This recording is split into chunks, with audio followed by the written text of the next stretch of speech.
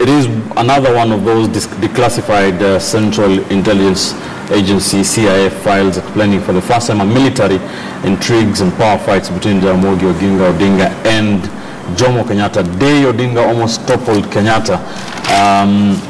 Some of these things are just history to me, for me, history lessons. But I am a very good student of history. Of course, these are pointing to what the CIA thought and what the American diplomatic circles thought about the Kenyan political situation in the 60s, the early 60s, the first few months of independent Kenya. Let me just recap some of this. And according to the CIA, Jaramogi had packed the civil service with his cronies, doled out political largesse in terms of scholarships and money to his supporters, even sponsored political candidates into parliament and asked them to defeat some government motions. The documents say also that he made secret pacts with communist countries without Kenya's authority, including training of his own private army. In one of the documents prepared on July 31st, 1964 from the CIA's office, the CIA details instances it believed Jaramogi was plotting to a power grab against Kenyatta. The Americans do not hide their disdain for Odinga, of course, in the face of the Cold War. Let me start with you, Prof. If you can just take us through this and juxtapose it with today's politics. Again, in a few months' time, it will be the Odinga family versus the Kenyatta family again, decades later. Actually, I was a young man at the time. There was a very, very fierce conflict between the communist-inclined individuals and the capitalist-inclined, those inclined to Russia and those allied with America. Yes. Now, in school, we used to be taught that if you hear the word communist, hold your ears. Don't listen, because those are dangerous for the newly independent country. Now, in those days, we had just gone through the Cuban crisis, the missile crisis, and Khrushchev had literally come close to beating Kennedy over the head after stationing missiles in Cuba. And everything was about the conflict between Russia and United States. Now, at independence, one can imagine that Britain was also allied with the United States. They would have wished that in the Lancaster Conference, in that conference, I recollect clearly, there was a desire to get as many people as possible to be allied with Jomo Kenyatta, because he represented the Western interests, and Jaramogi openly espoused the virtues of communism. So what happened is that as soon as independence was granted, that Cold War continued in government, and Odinga had, in my view, that feeling that since he had insisted that Kenyatta gets out of jail before Kenya gets independence, he considered himself the major leveraging point for the Kenyan electoral politics. Yes. In other words, he had considered that he had consolidated the electorate in such a way that Kenyatta became a beneficiary of independence. Now, as it went along, Kenyatta came into the system, and he took very rapid steps to establish himself as the first among equals. Yes. And once he did that, he put Odinga on the back foot. Strangely enough, that's the position that we have even today. In other words, I'm just cutting a long story short. The Kenyatta faction won when the KADU, Kenya African Democratic Union, joined the government in 1965. That effectively marginalized the Odinga camp. Now, what happened thereafter is that Kenyatta proceeded to consolidate the KANU faction which has now been reinforced in numbers. All right. There's a quote here. There's a quote here. I am not a communist, but I have been a constant target of anti-communist forces for all the years of my political history. That is by Jaramogi Odinga. Daktari, how would you describe the political, alignments of Jaramogi and Jomo Kenyatta, and how those power struggles have defined Kenya's political warpath? Yeah. No, thank you. I think a quick comment based on the CIA report that has now been declassified is that, the report says the CIA, the American government, had a loathing for Jaramogi. So the way the reports are crafted, you should be able to, break it apart and look at whether the information that's presented there accurately depicts the situation then. So there are questions that can be asked, whether is it true that everything that is documented today actually happened? But the truth is that there were big differences between Jaramogi's worldview of how to govern the nation and how the late former president, first president of the republic, thought we needed to take forward the governance of the country. And of course there were different political players then. There was the eastern side represented by Russia, and then there was also the western side represented by the US.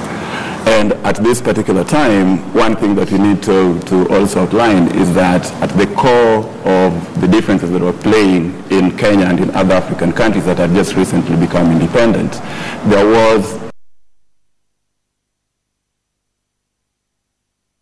what was the interplay with the interests of the people of Kenya or of other African countries. Right. And I think we can stretch that and see what's happening at this point in time. There are differences. You can draw parallels and say, there are differences in the way, the two sides in Kenya represented by these two families. Look at how we should be able to address the issue of governance. How do we make sure that we empower everybody? Are we talking about inclusive societies, or are we talking about societies that, everybody fends for themselves? Do we need to look out for the poor people? Do we need to look out for people who cannot sit at the table of decision making to be able to also thrive? So for me, at the core of all this is a question of what's the philosophy behind governance that you're pursuing. And I think this has persisted during the old Kenyatta time, and it continues today. All right, let's take this further. Brian, in 2013 it was a battle between Uhuru Kenyatta and Raila Odinga. We don't know in August who will be Uhuru Kenyatta's challenger, but according to you, what do the two leaders stand for today, in line with what their fathers stood for? Unlike the previous years, nowadays I won't say everybody has a certain ideology. Though for Jubilee and Uhuru Kenyatta, their ideology is for inclusivity and transformation, and for the other side is socialism and sharing of the cake in a certain manner. So in the previous years, before independence, since I've learned this from history, Jaramogi and Kenyatta had the same ideology of Kenya gaining a self-rule, etc. But once the government was formed, Jaramogi and Kenyatta differed politically and ideologically also, because Odinga was openly opposing policies that were against the common man, especially the issue of land, while Kenyatta was welcoming anybody so long as you're an investor and you can afford. So it was capitalism versus communism at that point. And the thing turned to worse, I think, at 1969 when Giovanna Pinto was killed. And that's when also Jaramogi left government and he formed his KPU. 1966. Yes, starting the opposition. All right. Dismas, what is your analysis of this declassified files versus what's happening today even? Histories are written by victors, so whatever CIA has written obviously has got a capitalist linkages to that. But when you look at the late Jaramogi Odinga and Jomo Kenyatta, you see their footprints in our history. If you go to Kisumu today, there's actually an hospital called Russia Hospital, and it said that it's Jaramogi Odinga who got the resources to put up that hospital. And it's not a secret that Jaramogi Odinga had some love for communism, and what he really wanted was that when you've got a national cake, there is equity in sharing that cake. While Jomo Kenyatta, for him, he was a pure capitalist, and he was interested in what historians now refer as primitive accumulation of wealth. That's why when you look at the people who are closely aligned to Jomo Kenyatta, all of them are the landowners in Kenya today. He's close friends and associates. They own these large tracts of land. But for Jaramogi, he didn't have time for that. He wanted the land to be given to the masses. Even the resources which came from the British government to assist Kenyans acquire the land. And that was the point of departure between Jaramogi and Jomo Kenyatta, that how are we going to allocate these resources. And it's interesting that as we sit today, those two families, which are akin to Shakespeare, you know, the Romeo and Juliet, the Montagues and the Capulets, when those two families sing from the same hymn book, Kenya is very peaceful. But when they decided to pull in different directions, you fall into a lot of trouble. Now, the contradiction is today, the son of Jomo Kenyatta has become more of a communist. He does a lot of business with China, and all the mega projects you see in Kenya are Chinese funded. And you recall during the launch of Jubilee, there was actually the Chinese Communist Party represented there, meaning that it's been a U-turn. That while the father was a pure capitalist, the son is trying to give us a blend of communism in as much as running political affairs of the nation. You know, we are told that Chinese is the most stable country politically, simply because the freedoms have been limited from a political angle. The Communist Party there does not allow you to breathe, but if you want to do business, they've embraced capitalism. Right. And I think that's the division. And I'm really hoping that as Kenyans, as we look at August, we shouldn't be looking at these two political families and their interest and become very blind sycophants. We should be looking at what really matters for the nation. Yes. Because what Mr. Mbogwe is trying to suggest, that the people from ODM are communists. They're not interested in generating wealth. They're interested in just merely distributing the wealth. And you know, that's propaganda which has been used against Raila. And for some reason, Raila does not know how to manage that. Because if you go to the Mount Kenya elite today, the message they're giving to people is that if you allow Raila Odinga to become president, Raila Odinga is a communist, he'll come and sell your goods. All of them are going to become national assets. And for some reason, the entire ODM brigade is not alive to that kind of propaganda, which they must go and sort out. And if you go to Kisumu, you find that Russia Hospital is among the best built hospitals. But because of the antagonism between the Montagues and the Capulets, it's in a very horrible state. All right. Let's hear Jared Okello's views. Jared, good morning. How is Kisumu, and what is your take on this story we are discussing here on the Standard on Sunday, power struggles that set Odinga and Kenyatta on warpath? Who do you think between the two, today, the two, Odinga and Kenyatta, is more communist than the other, and or what do you think are their political ideologies? Well, thank you, Ben, and good morning to my fellow panelists in studio. It is interesting that this kind of information is coming today and during this season, especially looking at the next polls that we shall be conducting in August. So whether they are ill-intentioned or not, but everybody is left wondering, why now? But it is true that in the year 1963 to 1970, most African nations were moving away from colonial powers and embracing their own self-rule. At the time, there were certain nations that were still interested in doing business with Africa through colonization. Of course, the main aspect of colonizing African nations majorly was to, siphon their wealth, siphon their raw materials and minerals from the African continent back to their countries in order that they could make wealth with them. Mm-hmm. But again, you ask yourself, why were there major differences between Jaramogi Odinga and Jomo Kenyatta? But I think mostly it was because of the orientation. Kenyatta went to school in London and therefore had a leverage and close association with the West, so to speak. Odinga had immense relationships and very deep as such with countries such as Russia.